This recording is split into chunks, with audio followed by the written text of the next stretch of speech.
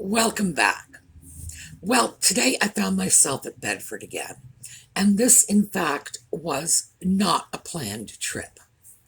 I had actually planned to go to another antique shop today, look around, um, get some film, mostly to get some information that I could share with you about what they have in their stores. But because 2020 was a bizarre year, I found that my county is threatening to put a tax lien on my property for unpaid taxes. So I know you're thinking, well, Sue, why didn't you just pay your taxes? Well, here's the thing, I did. And fortunately for me, I didn't write the check myself. I don't. My bank does all this for me.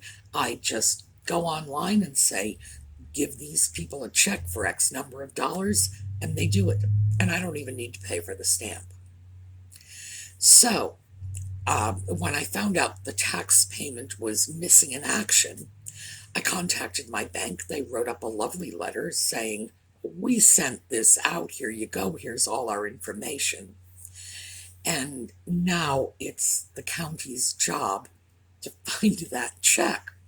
Because the problem is with the pandemic and people working from home, not going into the office, whatever, that check could be sitting on someone's desk, in someone's drawer. One of the people at the county tax office told me that they weren't even expecting my local tax office to be open for another month, that it was apparently closed. So, the situation as it exists now is no, they're probably not going to put a tax lien on my property. They're going to see if they can find that check, and then cash it. Or if they can't, then I'm going to have to put a stop payment on the check and issue a new check. But I'd rather not do that because there are a lot of fees involved in stopping payments on checks these days. And meanwhile, while all this is going on, the county is putting late fees and penalties on the allegedly unpaid tax balance. It's okay. They're going to sort it out. I mean, they always do. This is not like, Bob's Storm Door and, part-time insurance company. This is the county. They will deal with it. And given the fact that it's not like I'm trying to avoid paying the taxes, at this point, I'm trying very desperately to get someone to find that check and cash it. But bizarre little digression here. That is what took me a block away from Bedford. So, leave the tax office, and I was thinking to myself, what are we going to do? Well, you got to know what came to mind. So, anyway, the whole issue with the tax thing is not that it's a problem. It's not. It's just one of those, oh, good heavens, 2020 is the gift that just keeps on giving, isn't it? And I'm glad it's behind us. So, it was just a little bit of last year's chaos sprinkling into my life this year. It's been a strange week. Okay, when we come back, we're going to take a look at what I was able to pick up at Bedford because I got some really good deals. So we'll see you in a minute.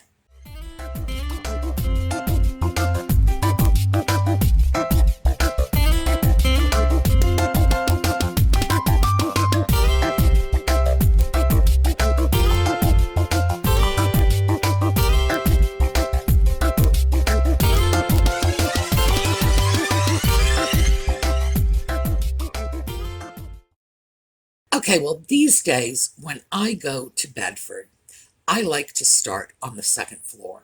And the reason for this is some of my best deals come from Paul, And as I believe I mentioned in a recent video, Paul brings in literally 100 new items every week. So his stock is constantly turning and rotating, which is great because what that means is you go back, there's new stuff, new stuff, new stuff all the time. And I know a lot of antique malls, or perhaps it's really down to the owners of the booths, don't ordinarily operate like that. You'll go in, you'll see the same stuff over and over again with no change week after week, month after month, and I've seen that happen. Certainly, there are some booths in Bedford like that, but because my favorite booths change out a lot, maybe that's why they're my favorites. Start on the second floor, and that way I can load up with Paul's stuff and then go around to check on everything else. But in order to get up to the second floor, I have to pass Janine's booth. And I rarely walk away empty-handed from Janine's booth. And I didn't today. So let's take a look at by the way, this is my first pass through Janine's booth. So we are back in Janine's booth, 20% off. And I found this beautiful plate for $3. It's very large. The reason I use my hand is from the end of my thumb to the end of my middle finger is an 8-inch span. So when I put it out like that, I can tell you we are looking at a good 11 or 12 inches on this plate. Let me see if I can get that design without the lighting glare. There we go. Very pretty. Lots of gilding. $3. And a little set of salt and pepper shakers. $2. So, Janine has done okay by me again today. But, meantime, let's take a look at this. This is a lovely piece of carnival glass. Price is $20, so it's a little out of my price range. But my goodness, that is a pretty piece. Well, I thought that pear plate was fantastic. It's a large platter, very heavily gilded, and the gilding is so good. A very little wear or rub, which is unusual because gilding gets worn and rubbed if the plate gets used at all. Any kind of porcelain item that has gilding will either get wear from handling, or in the case of china, like your dishes, gets wear from washing, drying, no matter how careful you are. Boy, that gold gets rubbed. And this plate, that gilding is beautiful. And it's a very large plate, too. So I was glad to get that. And the little salt and pepper shakers were just a delightful bonus. I saw those. They were so inexpensive. The price marked was $2. And, of course, the price on the plate was $3, but with 20% off. The total for both was $4. So that's it. $4 is all I spent on those two items. But I did want you to see that pretty carnival glass footed dish. I'm not a carnival glass person. I have nothing against it. I think it's very lovely. It's just not the sort of glassware that I collect. And that's what makes the world go round. Jocelyn collects carnival glass. She has some beautiful pieces. I mean, really, really breathtaking, including some very large pieces. This was not a large piece. And the price was not unreasonable, not for a piece like that. It's just that it was a little out of my price range. And I wasn't going to go for it, at least not this time around. Who knows, maybe later. but I wanted you to see it because we've talked about carnival glass. And when you look at carnival glass, when you're assessing the value, some colors are more valuable than others. The dark colors, those dark grapey purples, are among the more valuable. The more saturated the color, again, more valuable. So this was a piece that was in that heavily saturated, dark, grapey purple range. I'm not arguing with the price, but I see things all the time. Great pieces, good prices. It's just not for me. So, I still didn't make it upstairs, though. I went back past one of the other booths that I've purchased from recently, one of the booths just at the foot of the stairs, and found something hiding in a book. I mean, it was behind everything else. It was hiding in a bookcase, and if I hadn't stopped to take a look at something in an adjacent booth, I'm sure I never would have seen it. So, let's take a look at what I found there.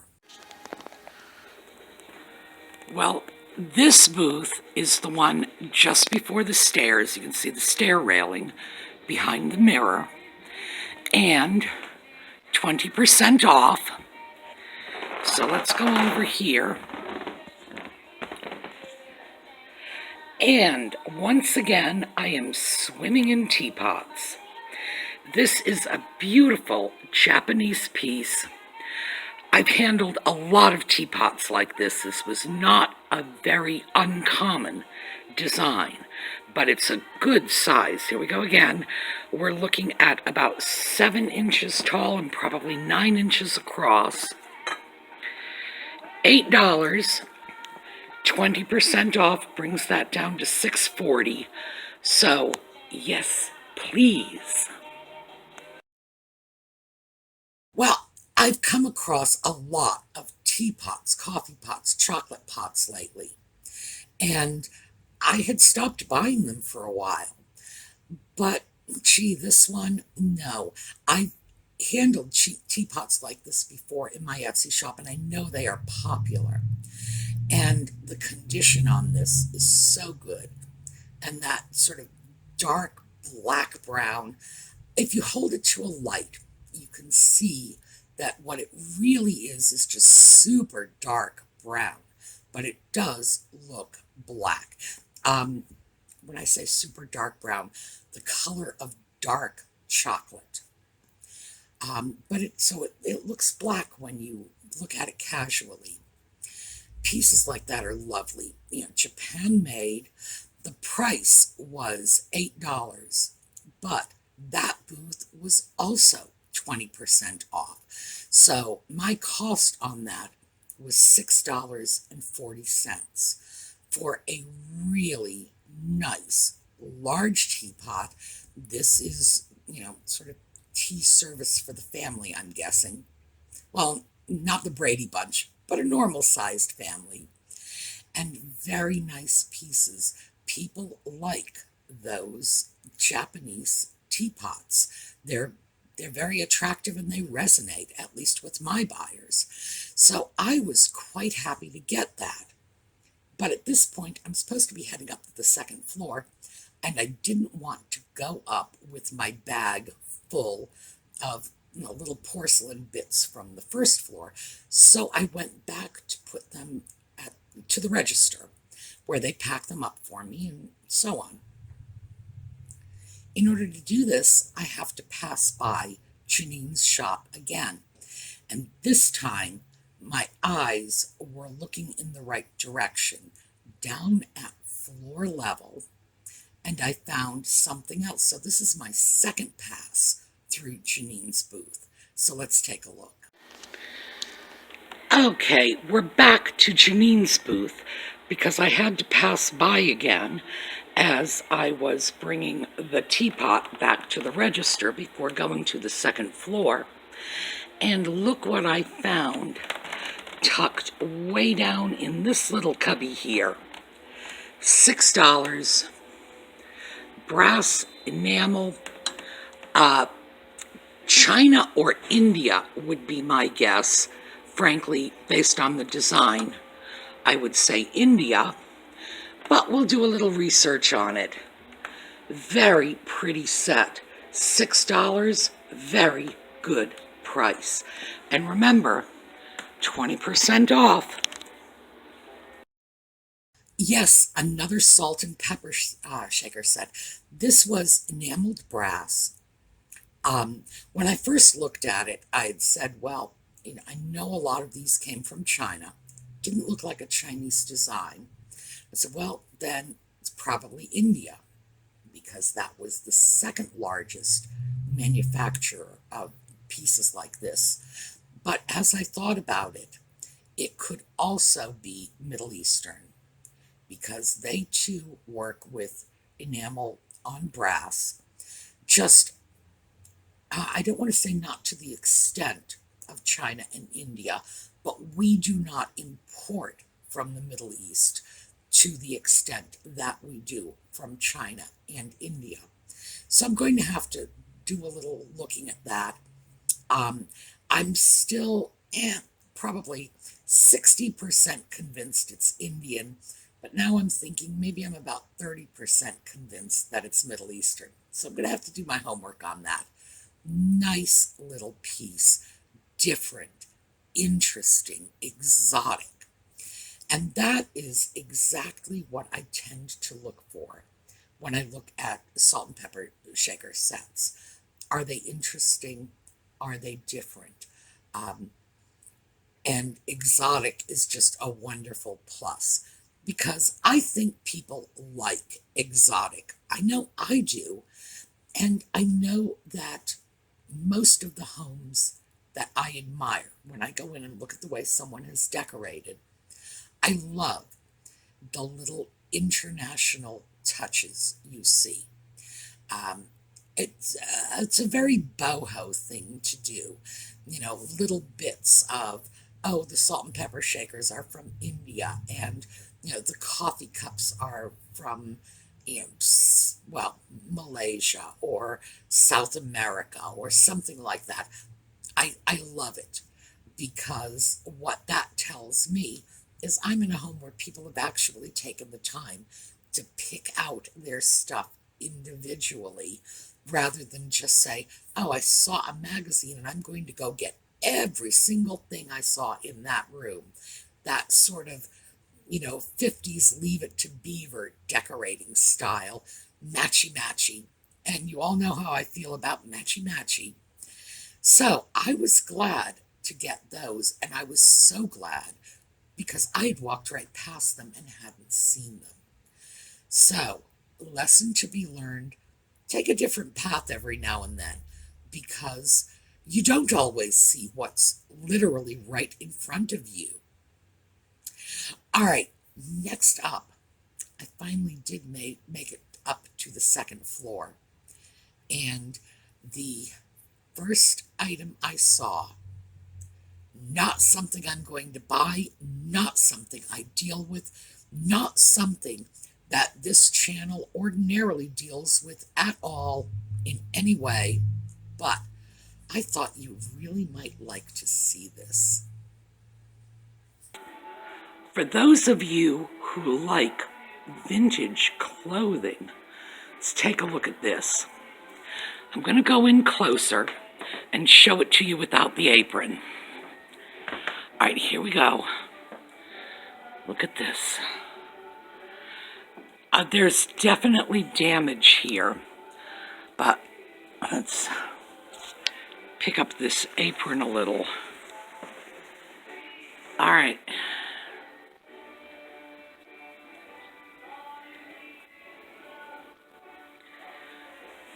The fact that this piece buttons top to bottom from the front leads me to believe it's probably not actually a dress, but perhaps a lightweight coat. Maybe even a bathrobe, although it does seem a bit fussy for a bathrobe. Beautiful old piece. Wonderful stitching. All right, totally off topic for us, but hey, no harm in looking. I don't think I mentioned in the film when I was actually filming that piece. That dress was $55, and I did not check the price on the apron. Now, I say dress because that's what the tag said. Of course, it was one of Paul's pieces, and I don't expect Paul to be an authority on women's fashions, certainly not women's fashions from, great grandma's day. I think it probably was a coat. Now, I'm not going to hold myself up as an expert on Victorian fashion. I am not. I know a bit about it, but certainly it's not my field of expertise.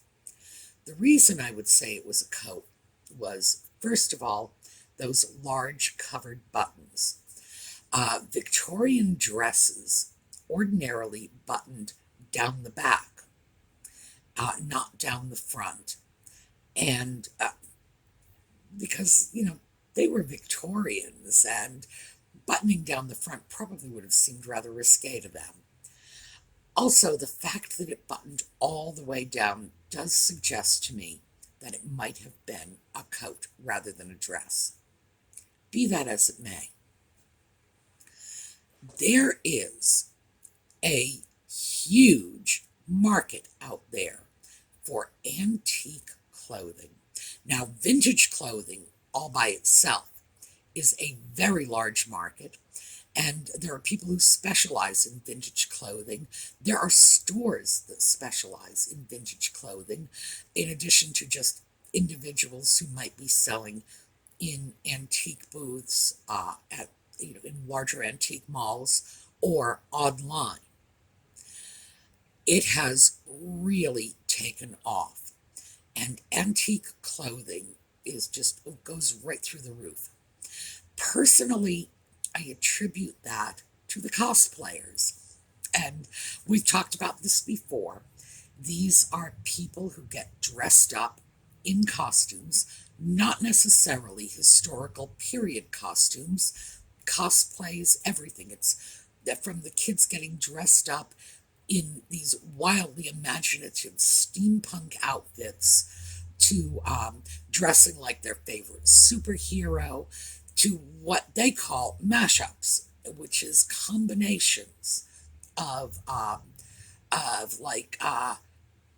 superheroes, Iron Man and Wonder Woman.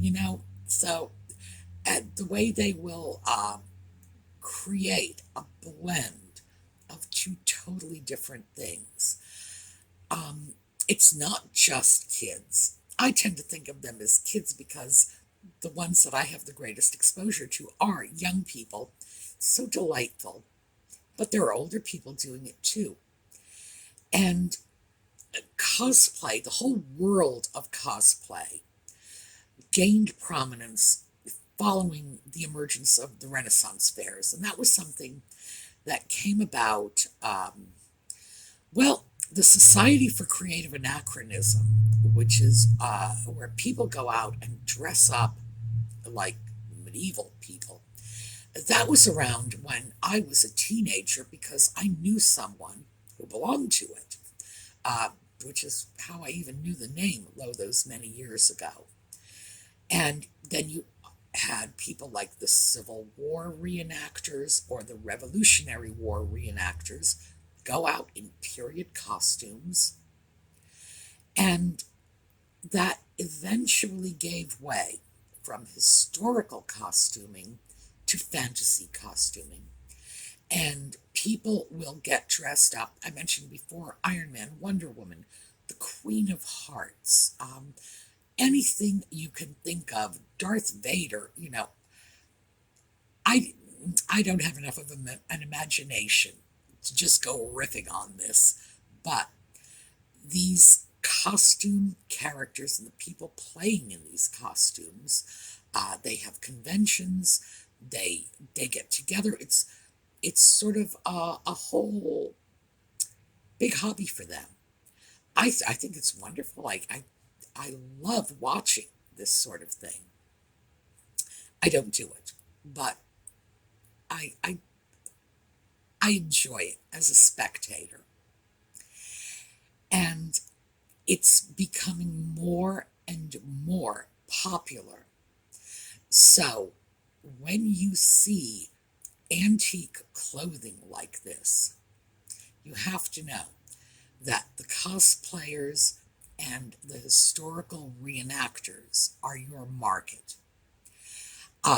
That dress, or coat, if you will, had a lot of damage. That is to be expected given the age of the piece. But you could take a piece like that, take it apart, and recreate patterns from it. You could salvage individual pieces. You could probably, with that piece, do a lot of repair work and salvage the entire coat. And it's a market I want you all to be aware of, because in some parts of the country, you simply have better access to vintage and antique clothing than we have in other parts of the country. So I absolutely wanted you to see that piece. It's a market. And for those of you who are clever with your hands and your sewing needle, it is a wildly lucrative market. So, those of you who sew or who do needle crafts, consider it. All you really need to do is just get your hands on a couple of nice antique pieces, and bang, you're pattern making, and people will pay good money for those patterns. So, hoping to open up another avenue for some of you to get involved in online businesses. All right, final piece before we get out of here, because I know this is getting long. Again, Paul. Someone had just come up from the first floor to ask if I had anything in my bag, and I had just gotten up to the second floor, so my answer was, no, I don't. And I turned around and immediately saw this. Okay, Wandering Paul's Cubbies, and here we go. Geishaware cup and saucer. Take a look at that price tag, $2.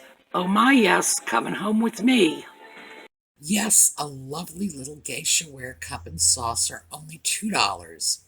So, as you can see, oh, that was Paul's, by the way.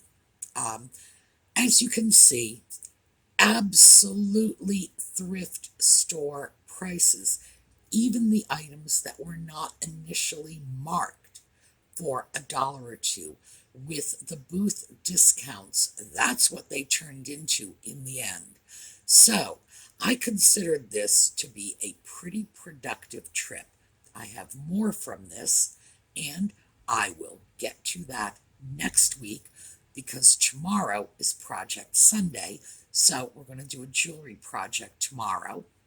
But more from this trip next week, and then I am off to visit another antique or possibly furniture store. We've been talking about going back to Lutz, and we may do that next week. All right. Have a terrific day, everyone. I will see you all tomorrow when we start working on jewelry.